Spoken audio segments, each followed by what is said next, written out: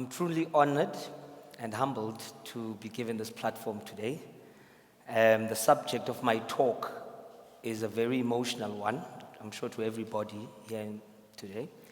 And my intention is to hopefully leave each and every one of you with hope and feeling empowered that you can actually do something about this very, very serious problem that we're facing. I'm an entrepreneur.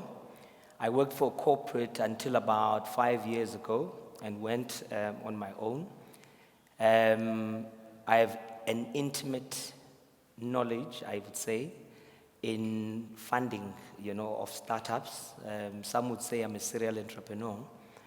And it is on the back of this experience that I'm giving this talk today. The current unemployment rate in South Africa is around 36%. That means that more than 11 million of South Africans between the ages of 16 and 65 are without a job. We're looking for a job, but they don't have one. Over 11 million. That is, I think, a very sad state of affairs. And hopefully, I think I'm going to come up with a way that we can actually address that. Now, a lot of people assume that government needs to be the one that, sorts this problem out. But if you think about it, government departments are already overstaffed, and I want to say they're not the solution. Other people think that big business is what would be, create jobs and solve the solution. And that's also not the case. If anything, big corporates are in the business of acquisitions and mergers and automations, etc., efficiencies. And they are in the business of actually reducing staff numbers. Now, what is quite interesting is that most jobs are created by small to medium-sized enterprises. Today, I'm going to speak to a subset of these businesses, the ones that create most of the jobs. I'm going to say a few stats, and these come from an organization called the Global Entrepreneurship Monitor. They are the biggest study on entrepreneurs on the globe. And they define two types of entrepreneurs. They define necessity entrepreneurs, and these are people that, start a business in order to survive, usually buy a good, put a markup on it and resell it, and it's usually one-man shows, and the guy selling fruit at a street corner, that's a necessity entrepreneur.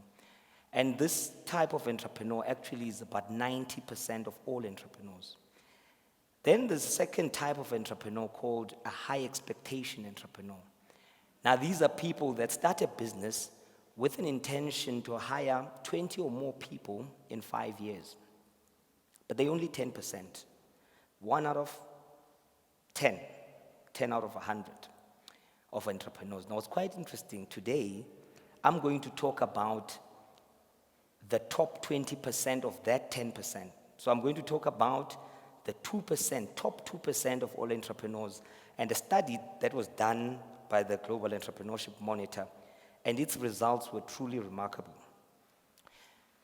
The top 2%, and they looked at 3 different, type of countries in terms of income. They looked at a low-income country, they looked at a sort of middle-income country, and a high-income country, and so if there would be differences in contribution.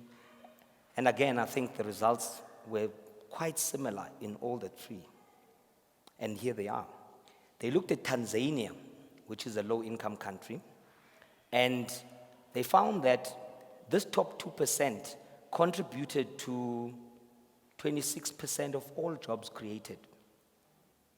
They looked at South Africa, which is regarded as a middle-income country, and these top 2%, 2 out of 100, contributed to 31% of all jobs created. And they looked at a high-income country, the UK, and there the results were not dissimilar. It was 29% of all jobs created by this top 2%. I think it's clear. We need to focus on that top 2% to create jobs and in turn, I think deal with the poverty problem. However, guess what? In South Africa last year, not even one pre-revenue startup received funding. Not even one. And there's several reasons for that justify this, statistic. Between 8 and 9 out of 10 startups fail within the first 2 years. So they're extremely high-risk businesses to actually support. And it's very difficult to convince an investor to put their hard-earned money into a business that fails 8 to 9 times out of 10. Is that not so? Well, my talk today is to say there is something that can be done.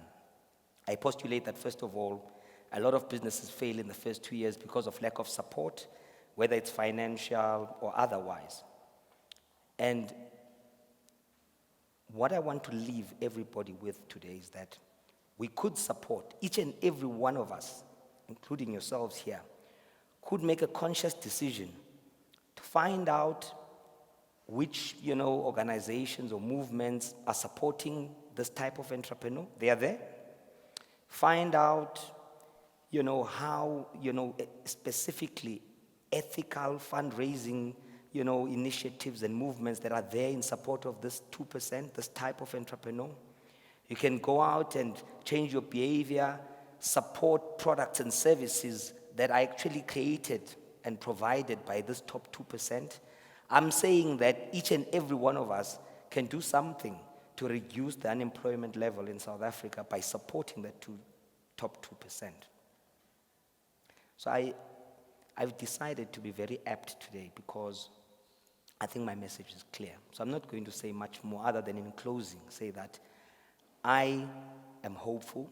I think each and every one of us can do something to support this top 2%. And it's all about knowing, going out there, finding out more, really pushing a drive, channeling funds to this top 2%. I myself,